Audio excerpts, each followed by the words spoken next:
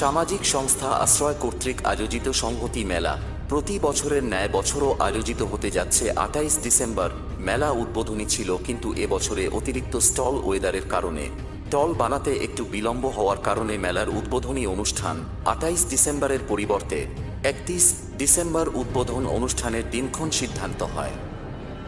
নিজস্ব প্রতিনিধির রিপোর্ট আর টিভি ত্রিপুরা।